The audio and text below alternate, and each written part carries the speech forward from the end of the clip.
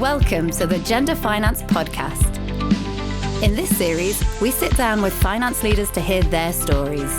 Get ready for honest conversations, fresh insights, and inspiring perspectives on the future of finance and the role of women in shaping it.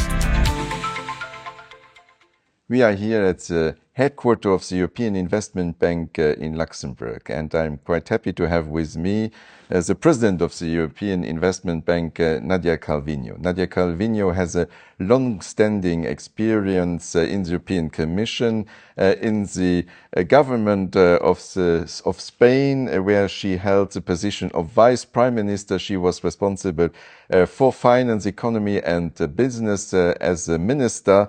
And now, Nadia, you have been appointed as the head of the European Investment Bank in Luxembourg. And I know gender equality is quite important for you because you are the first female president of the European Investment Bank since its creation. So, Nadia, I would like to ask you that the EIB group has identified gender equality as a drive for inclusive and also prosperous economies. And therefore, I would like to ask you, how is the group supporting gender finance? Yes, indeed, Gilles. I'm so happy to be the first participant in your podcast. And I know this is a very important agenda to you. It is also important to me because it's the right thing to do, but also the smart thing to do. We need to really seize the opportunities of the talent of 100% of our populations. And it is clear that businesses, companies, governments, which have a diverse leadership, they are performing better. They make better decisions. And there is a very strong business case for the financial sector. Actually, it's been estimated in 700 billion euros, the business that could be increased by responding to the needs of women in our society.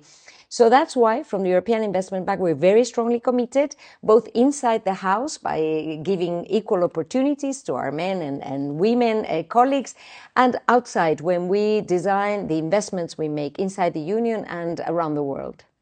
Yes, Nadia, and in leveraging private capital, I would like to ask you, what can be done to make it easier for women entrepreneurs to access funding?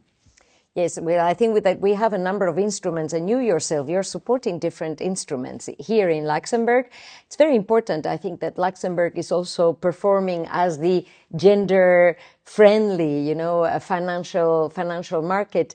And yes, we are supporting loans which are directed towards female-led businesses. We just signed one, for example, covering the pharmacies, which are led by women. We also are mentoring and supporting the presence of women in the area of investment funds. There's a long way to go there. And we have very recently issued our first sustainability bonds, which are also including and financing investments leading to women's empowerment and gender equality. We made the first issuance here in Luxembourg, and it performed very well, which shows that this is not only a core European value, but also a smart investment. So, Gilles, I know one of the first decisions you took was precisely to establish a task force to look into gender equality. What's going on? What's next?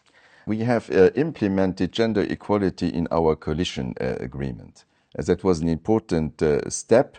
And we have completed this by setting up a gender finance task force last year with 10 points. And it goes from mentorships, that goes from education in finance, and that goes also for mobilizing capital for women in finance. And we call it, we have women in finance and also finance for women.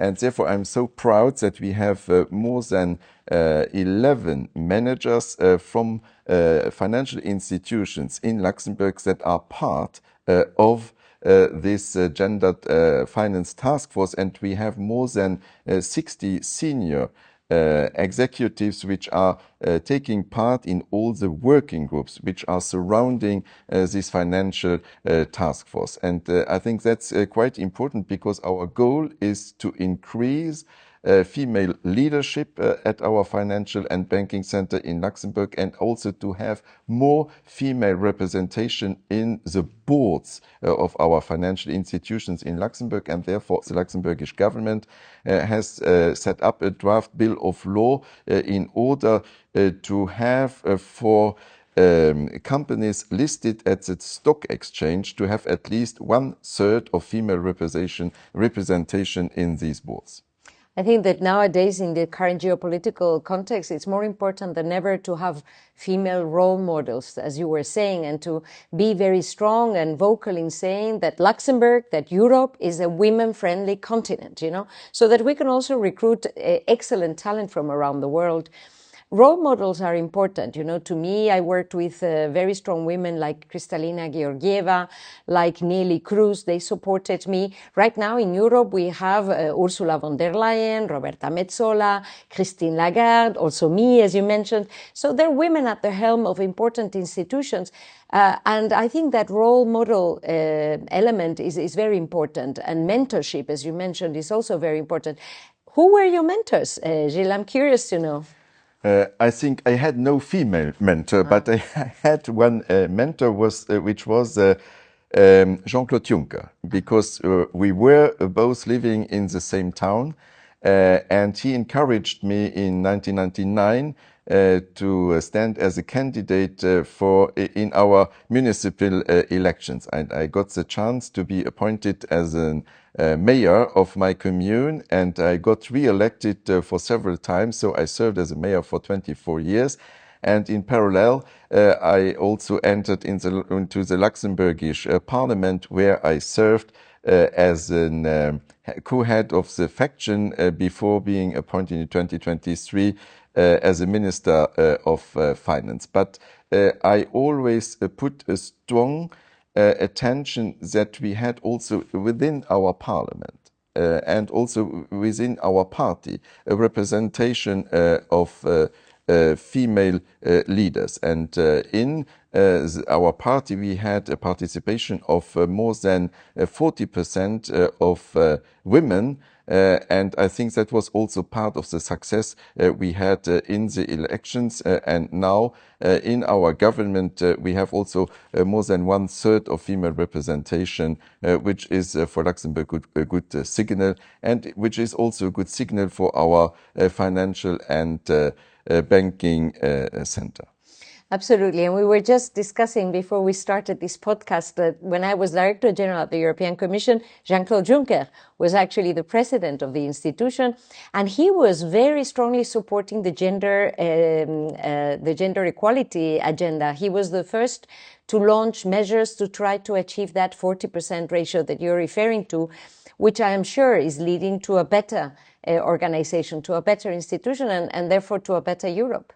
You just mentioned that beside Christine Lagarde, Kristalina Georgieva, you are the third very powerful woman on top of a multilateral bank. And therefore, I would like to ask you, who was your mentor in order to have also access to the highest positions in the Spanish government? Mm-hmm. Well, in the case of the Spanish government, which I joined in 2018, it was a majority of women in the government. And I very much appreciated that when the President Sanchez was asked, so did you have a deliberate agenda? He was, I think, very supportive in saying, no, I was just looking for the best. And so the government ended up having more than half of the ministers were women. And I think it did make a difference in terms of the kind of issues that we were discussing and having always a gender equality prism to the different decisions that were taken. The drive of women is important to modernize countries, to lead to fairer societies too. Considering your new position within the EIB, I think you have made already important steps. You have broadened the scope of action of the EIB. And what are, in your view, new areas where women for finance and also finance for women could be boosted with all the tools the EIB has on your behalf? Well, I'm proud to say that we have signed, we are one of the participating institutions in the Luxembourg Women in Finance Charter. So I think this is an excellent initiative, and we're happy to cooperate with the Luxembourg government to try to drive this agenda forward. I think going forward, we will have a very important role to play around the world. It's not only about Europe, it's about building strong partnerships for the European Union with important players around the world, from South Africa, Latin America, Asia. And this is, I think, contributing to a stronger Europe in a safer, more stable world. Because what we see is that when we invest in women, we invest in stronger societies, healthier societies, more stable, more peaceful. And that obviously is a very important agenda for Europe. So beyond our investments and our support inside the Union, I think going forward in the current geopolitical context, it will be more important than ever that Europe has a strong voice in supporting gender equality around the world. I fully agree with you because I think in this rather, let's say, unstable geopolitical situation, we have to leverage capital in order to address the inequalities all over the world. So Gilles, to close this very nice conversation, I know you have a daughter. So what's your advice for her to pursue her dreams? I think it's important for every woman and also for every man to have some goals in their life and that they have to work hard in order to be successful. I think that's important to realize their dreams and to have always in mind that you have to work for yourself, but of course you have also to work for the community. And that's the advice I would like to give her. Absolutely, and I couldn't agree more. I've worked very hard throughout my whole career, but my advice to young women that are starting their professional career or they're thinking, what should I do? I really would tell them, don't give up. Don't let others bring you down. Don't take anything personally. Just pursue your objectives, work hard, and don't let others take you down. Because, many times around us, people don't realize, but they may give women a feeling that they're not ready, that they are not capable, but we are just as capable as anybody else. And that self-assurance is very important. So I'm very glad to hear how you are also supporting those around you. Thank you so much for being here, for having been here, and also for having taken part in this podcast. It's a great pleasure. Thanks to you, Gilles.